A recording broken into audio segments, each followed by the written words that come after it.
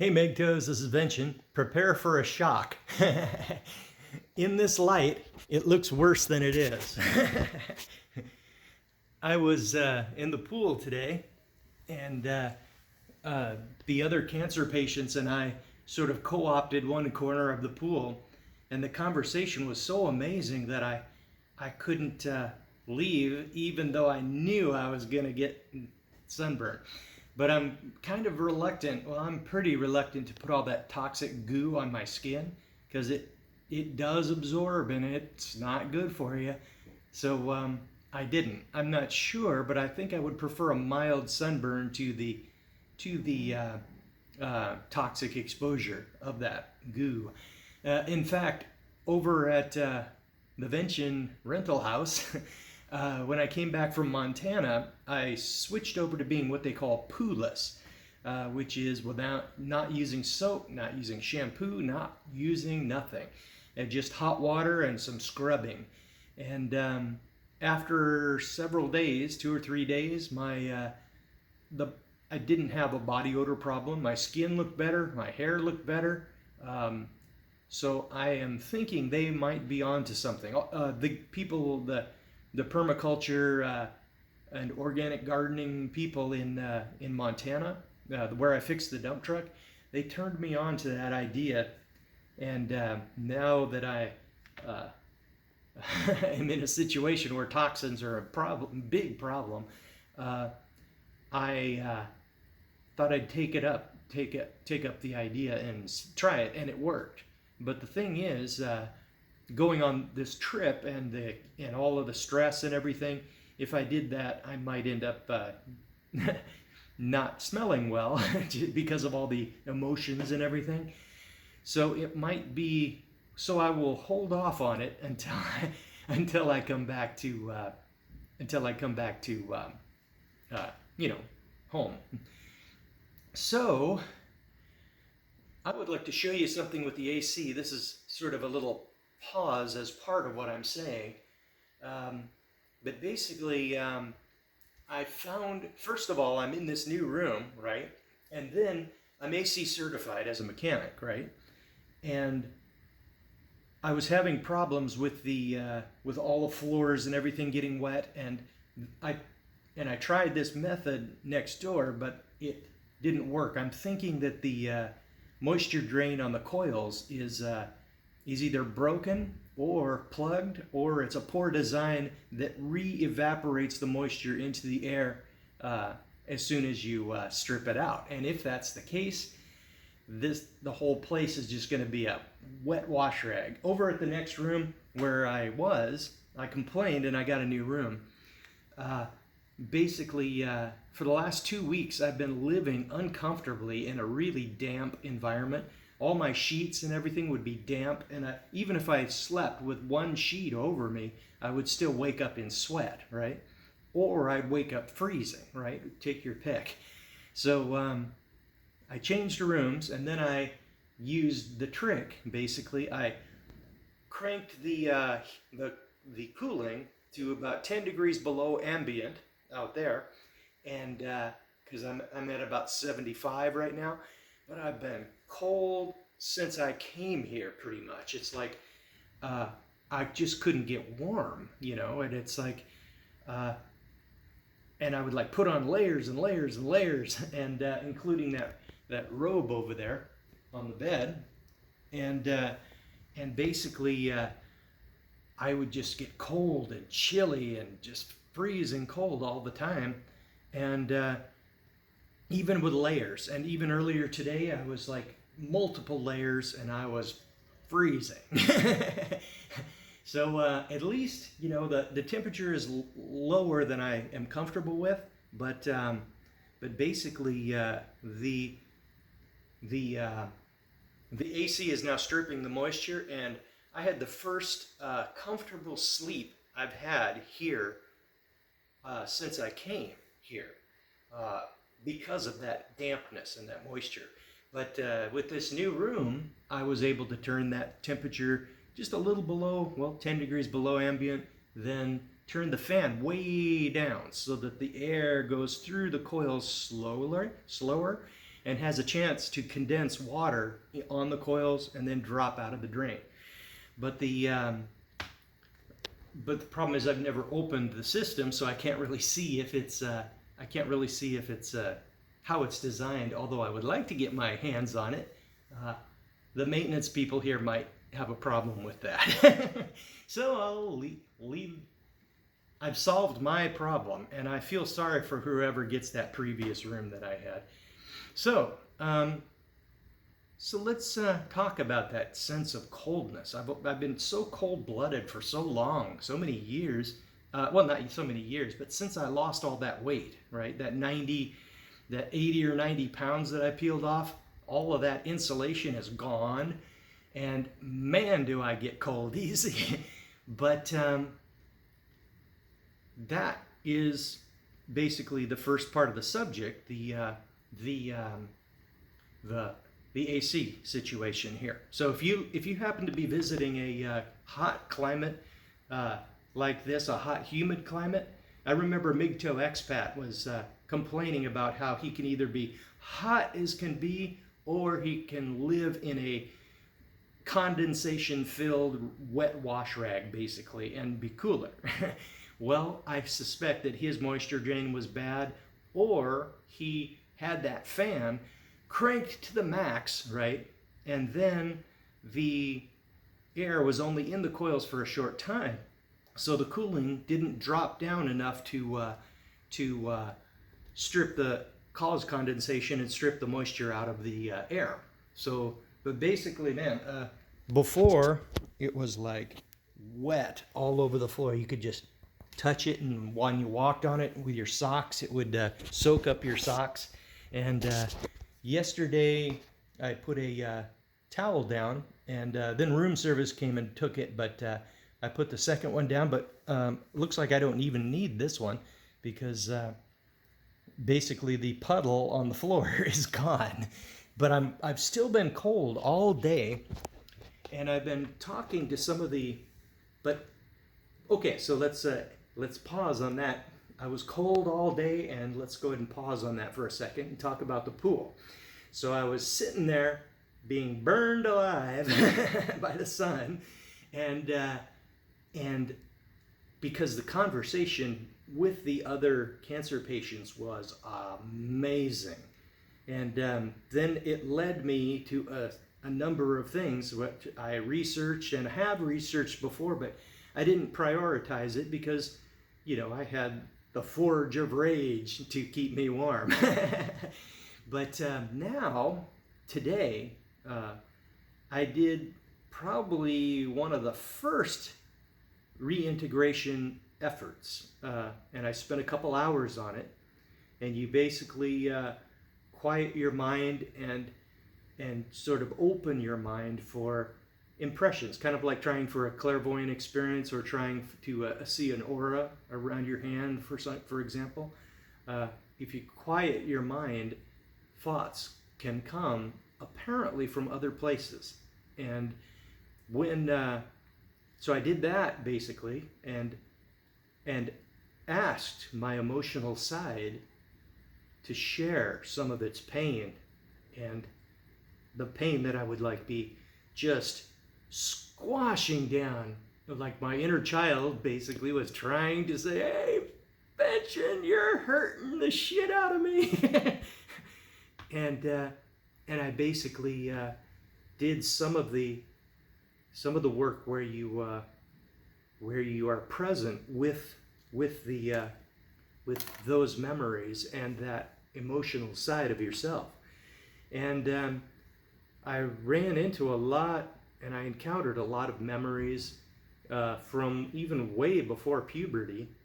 And it appears, and it's glaringly obvious now, that a lot of what triggered me or woke me up to being on my toes, basically, and watching for the injustice, a lot of that, the fact that I was able to see the injustice and not get diverted by the emotional locking on to some woman somewhere, and I was on my toes, you know. So, and plus I had the forge of rage and every single time I would touch that forge, it would like send just rage, and basically, and then I would use the rage to feed it into the forge of my rage, and then I gained enough heat to drive back the cold of despair. But for years, a couple of years, actually quite a few years now, I haven't been angry enough consciously, I guess, but I suspect that all that rage is still down there, and it is, because I felt a lot of it today. But most of it wasn't just rage. Most of it was just pain and betrayal, and the idea is to be present with those feelings, and and sort of ask your emotional side to share those experiences, and basically I got some memories that I hadn't even thought of for 40 years, 30 years, and being bullied and being attacked by, for example, this girl from kindergarten, right? She just had me in her sights, and I had to run to get away from her, and when I didn't run fast enough, she, who was several grades above me, and about maybe 1.5 feet taller than me, she just beat up my kindergarten self, and I think it was in first grade, but neither here nor there. But why did she do that? And why? And I was present. The idea is to be present with those thoughts and with those feelings, and listen to the emotional side and experience what it's talking about and what it's complaining about, because it's complaining and it's an interesting feeling, but so then I did that for a couple hours, and dumped a bunch of tears all over the floor, something I'm kind of reluctant to do in public, and I did spew a bunch of tears when I was dealing with doing the video conference with the counselor who will take over from the female counselor at the cancer center when I go home, right? It'll be a VR thing, but it's harder to open up to the counselor, right? Because of all the crap I've been through. And the idea is to comfort yourself, comfort the person you were and the child you were when you were too powerless to defend yourself from overwhelming force. And basically I learned to squash that and back down and try to avoid people and avoid everything associated with people. Wow, I'm getting hot now.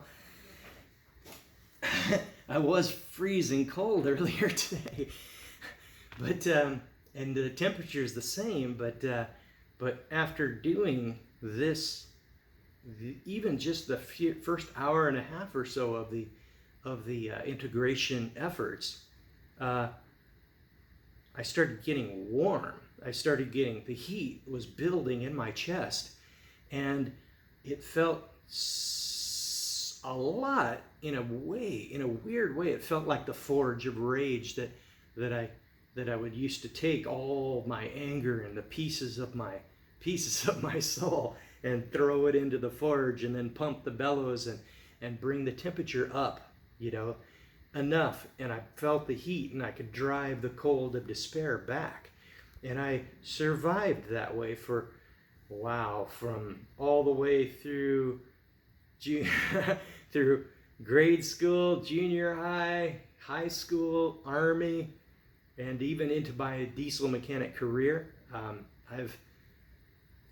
I used that forge of rage until the point where the MGTOW lifestyle the benefits were so glaringly obvious that I started losing a lot of my apparent anger. But there is a theory that buried pain and buried memories never really go away. They're always down there in your hindbrain, grumbling to to itself and attempt and just projecting fear everywhere from its experiences, from the experiences of a neglected boy who couldn't handle it when people were singing happy birthday, and it just drove me nuts, right? And it's because I wasn't able even then to accept kindness and closeness with, you know, people who, well, they were basically strangers because I didn't have any friends at the time. And it's just, but then as I was going through these efforts and having connections with the grief, and the tears were like rolling down my cheeks, MGTOWs, my brothers, I was in tears. But without that, I mean, when I was doing that, man, I felt the heat come back. I've been cold. I've been cold for 2 weeks here. But then I somehow after the reintegration, even just the little hour and a half that I spent doing this, I started getting warm, and it felt very much, it feels, I'm still feeling it. It feels very much like the forge of rage, where I put the rage in the forge and pumped the bellows and created heat and drove back the chill. But now it feels like the forge is relit, and I feel as though the chill has decreased to the point where, man, I'm sweating now, and I'm only wearing a hoodie and a shirt, and I took off the robe, to which I was shivering in part of the day once I got out of the pool, and basically something is happening, something verifiable by my symptoms, by the way my body is behaving. I can feel the heat again. I can feel something that feels very much like the forge, but it's not violent and angry and full of pain. And rage. It's something else. I seem to be running on something else. So basically, well, I plan to continue this effort, but as I said before, I have zero intention, because I'm handling my early betrayals, or I'm working on them, and I believe I'm starting to make some significant progress, but that doesn't change anything about the divorce rate.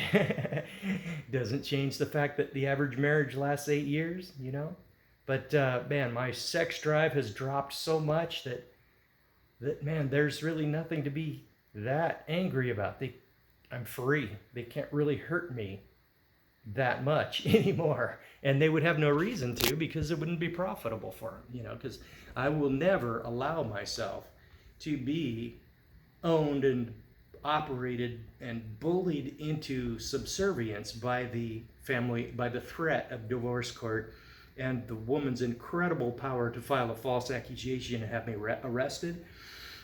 I will never allow myself to be in a situation like that. Something would have to change, because I have zero desire for that. And people say, use a prostitute, Warren. Oops, I said my, well, let's hope okay. If anybody heard my real name, just pretend it didn't exist. So anyway, now that I'm not working, it's not anywhere near as big a risk, because I can always relocate and everything. But basically, I am in a situation now where I believe I'm making progress, and it's striking, because man, I'm sweating now, and it really looks like the forge has been relit, and it's running on a different fuel. I think it's the fuel that we are designed to run on. I needed the hate. I really think I needed the hate when I was that young. to avoid the unbelievable pressure of the male sex drive. That drive that just never, ever gives you a moment's peace when you're young, And, and memories came back, like being beat up as a kid by that girl and who was like 3 grades above me and bullied in junior high, high school. Well, not high school. I got big enough in high school that people just left me alone. And then all the many subtle betrayals, like the girl that I loved so much at one time. She invited me over, and then her Chad was still having sex with her. Then she finished off, and Mr. Chad left, and then she was ready to interact with me. She knew I loved her. She really knew that I loved her. But she was so callous that she was able to just do that right in front of me without batting an eye. So did she ever love me? Even though she said she kind of did, but man, I don't think she did. I don't think she was capable of it. So that's another pain, that I've lived with all my life, and it's part of what woke me up to the point where I was on my toes and I was like aware with my eyes open, and I would then see, and then over the years I started seeing divorce among my fellow mechanics, and then that false accusation of that my friend's no sex for 2 years wife applied, and then had him arrested. And then when he cheated on her, she called the police. She abused him bloody, and then called the police and had him hauled away. And she was not charged with domestic violence, and he was hauled away bleeding. And the accusation was just so severe that he it was so severe that even though the wife, once she probably realized that she had just cut her own income to practically zero, when that occurred, she probably recanted. She did recant about 4 hours later, probably after she realized what she had done. But the accusation that she filed was absolutely so unbelievably vile that they kept him buried in jail for 3 months. And that just scared the living crap out of me, my brothers. and my resolve firmed at that point. That was the spring of 1997. And that is the day that I went MGTOW. And that is the day that I fired up the forge of rage to drive away the chill of despair, because I knew that I would never have the family that I had planned always to have. Because basically it's not my family. Only women can have kids. Only women have a family. Men don't have a family, basically. We are a temporary guest in the woman's family until she decides to kick us out.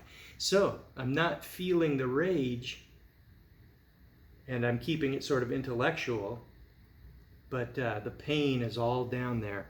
And it's if I am going to beat this cancer, which I think I'm well on my way to do it, because I can't feel the restriction of my colon tumor that I used to feel all the time. It's freeing up, and the coffee enemas are vastly easier to apply and release now.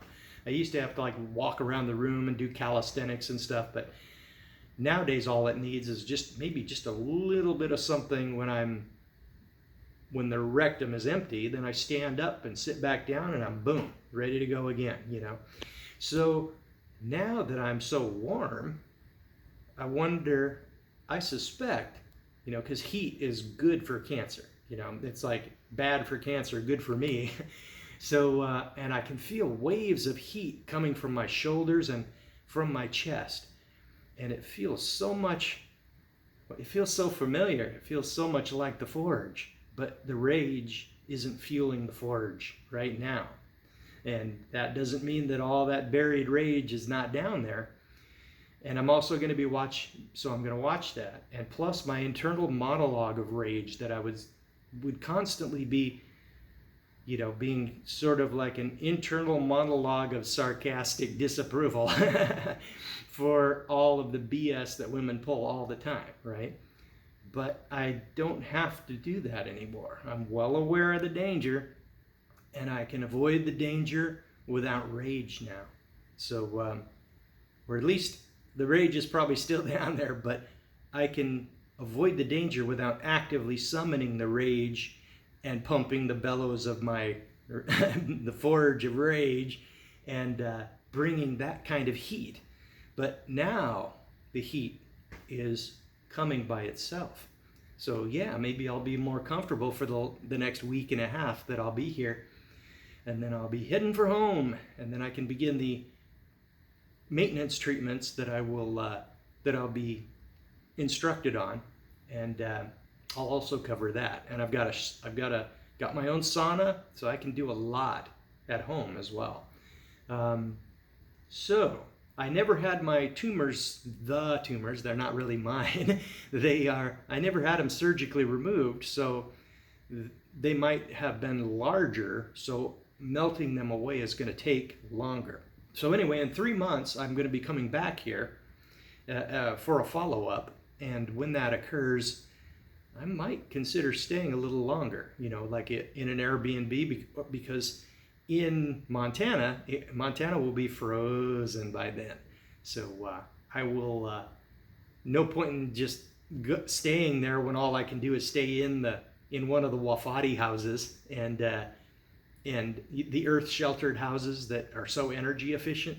I could be staying in one of those, but I could also come down here, stay in an Airbnb and swim in the pool for a month and maybe purchase some kind of some additional treatments, if I need them, from the cancer center. But I am highly impressed with both the cancer center and my fellow cancer people who are on this same journey. I am able to share a lot of tips that I've picked up, and such as bloodroot salve, for example, and bitcoins and things like that. And so basically, it's really profitable for everyone. So I'm going to be putting together an email list or some way of like an email ring or something where we can stay in touch and share tips that would be applicable to this issue. So yeah, I think I'm making some serious progress, my brothers. It is about time.